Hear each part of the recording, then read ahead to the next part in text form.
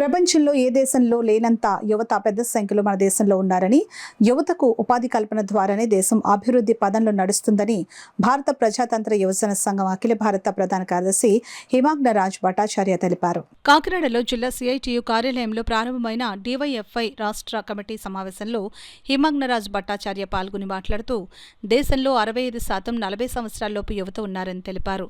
చదువుకున్న వారు, చదువు లేనివారు కూడా ఉపాధి కొరకు చాలా ఇబ్బందులు పడుతున్నారని ఆందోళన వ్యక్తం చేశారు. గ్రామీణోపాధి హామీ పథకానికి కేంద్ర నిధులు కేటాయింపులు పెంచాలని అన్నారు. కేంద్ర రాష్ట్ర ప్రభుత్వాల శాఖల్లో ఖాళీగా ఉన్న పోస్టులను భర్తీ చేయాలని డిమాండ్ చేశారు. మరొక పక్క డ్రగ్స్ యువతను నిర్వీర్యం చేస్తున్నాయని ఆవేదన వ్యక్తం చేశారు.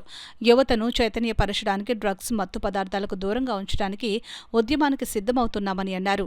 డివైఎఫ్ఐ రాష్ట్ర కార్యదర్శి జి రామన్న మాట్లాడుతూ, రాష్ట్ర ప్రభుత్వం సూపర్ 6 పేరుతో ఇచ్చిన ఎన్నికల హామీల్లో 20 లక్షల మందికి ఉపాధి కల్పిస్తామని, నెలకు 3,000 రూపాయల నిరుద్యోగ భృతి కల్పిస్తామని ఇచ్చిన మాట నీటిమూటగా మిగిలిపోతుందని విమర్శించారు.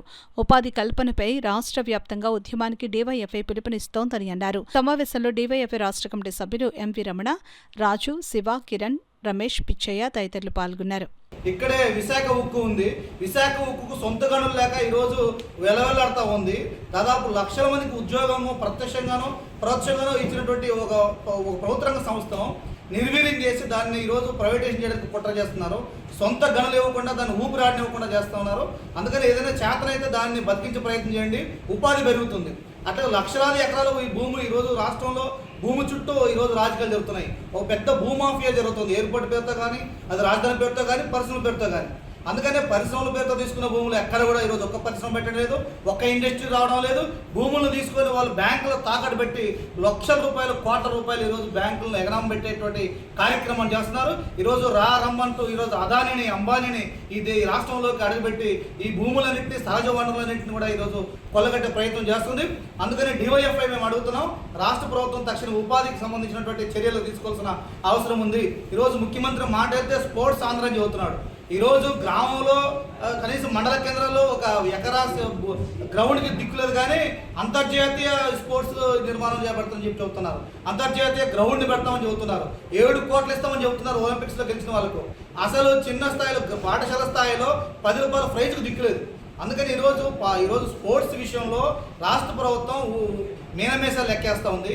గ్రామీణ స్థాయి నుంచే ఈరోజు పకడ్బందీగా కోచ్లు పెట్టాలి, ప్లే గ్రౌండ్లు పెట్టాలి, వాళ్ళకి సామాగ్రి ఇవ్వాలి. ఆ రకంగా ఈరోజు చైనా, అమెరికా చూసైనా ఈరోజు స్పోర్ట్స్ విషయంలో నేర్చుకోవాలి. Now in India, there is no permanent jobs in anywhere, in central government, in the other the non-government jobs. And another thing I want to mention here, the drug addiction is increasing rapidly in Andhra Pradesh and other states also. The government of these states, they are not taking strong action against the drug dealers and drug mafias. So the DOFI, we have decided we will build a strong movement against this unemployment issue and the drug issue.